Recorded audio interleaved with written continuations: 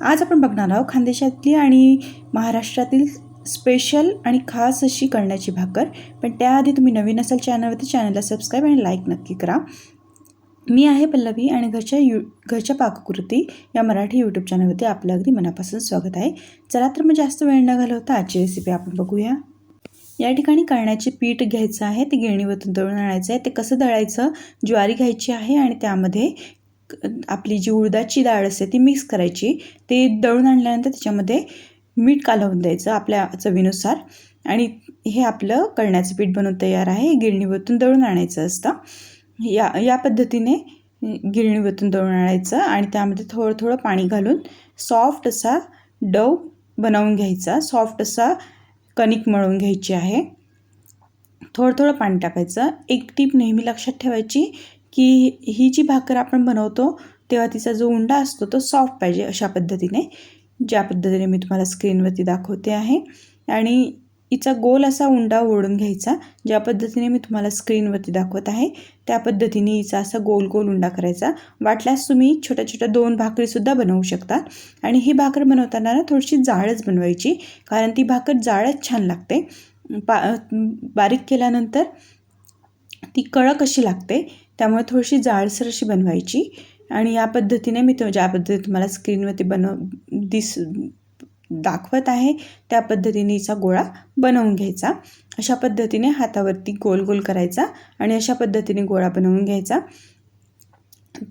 आणि या ठिकाणी पोळपाट घ्यायचं.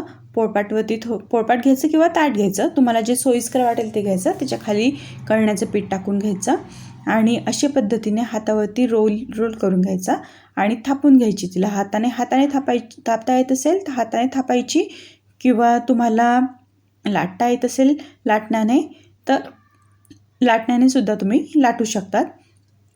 अशा पद्धतीने मी थोडीशी हाताने थापून घेतली होती आणि उरलेली जी होती ती लाटण्याने अशा पद्धतीने रोल करून घेतली. थोडीशी जाळच ठेवायची. अशा पद्धतीने तव्यावरती तापायची. तव्यावरती टाकायच्या आधी तवा गरम पाहिजे, थंड तव्यावरती टाकायची नाही. आणि अशा पद्धतीने वरतून पाणी लावून घ्यायचं आणि थोडंसं पाणी कोरडं झालं की हाय फ्लेमच ठेवायची असते.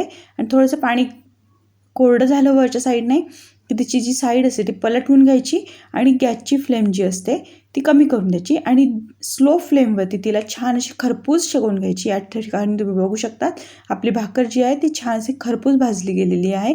आता या पद्धतीने पोपळा आणायचा आहे. पूर्ण खरपूस भाजल्यानंतर टाईम लागतो तिला खरपूस भाजायला. आणि या ठिकाणी तुम्ही बघू शकता छान असा पोपळा आणलेला आहे. हाय फ्लेमवरती पोपळा आणून घ्यायचा गॅसवरती ठेवून आणि अशा पद्धतीने आपली जी भाकर आहे ती बनवून तयार झालेली आहे. अशा पद्धतीने पोपळा काढून घ्यायचा असतो वरचा आणि तो पण खाऊन घ्यायचा असतो. या पद्धतीने ज्या पद्धतीने मी तुम्हाला स्क्रीनवरती दाखवते आहे, छान अशी चटणी टाकायची किंवा ठेचा असला ठेचा टाकायचा. एक मिरची घ्यायची छान पद्धत, त्याच्यावरती छान असं तेल टाकायचं, कांदा घ्यायचा, मस्तपैकी लोणचं घ्यायचं आणि गरमागरम अशी भाकर सर्व करायची.